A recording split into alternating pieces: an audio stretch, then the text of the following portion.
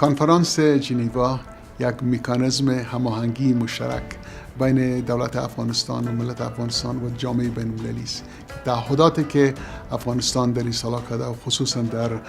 مجلس بروکسل که قبل 2 سال پیش بود تا حال به کجا رسیده؟ د افغانستان دولت د یو ژمن او متحده دولت په اساس باندې په توګه باندې دوی ځي جنیوا ته نړیوالو همکارانو ته دا وایي چې موږ په افغانستان کې کومه ژمنې چې کړې وې ستاسو د همکاریو په برابر کې کوم تعهدات چې موږ در سره درلوستل د هغو ټولو لپاره موږ مفصله گزارشونه لرو. کنفرانس ژنو یکی از کنفرانس مهمتر نظر به کنفرانس های قبلی می باشد،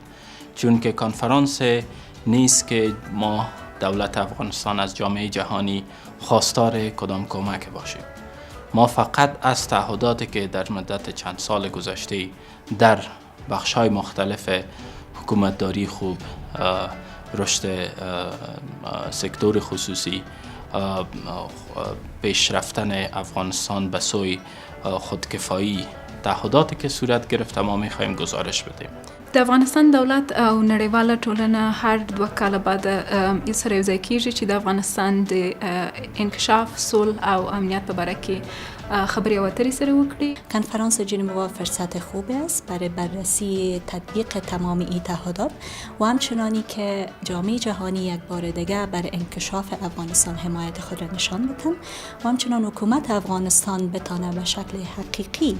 و به شکل واقع بینانه از پیشرفت‌ها و از اینکه در کدام بخش‌ها ما پیشرفت داشتیم و در کدام بخش‌ها کار بیشتر نیاز است یک تصویر همه جانبه را ارائه بدهند.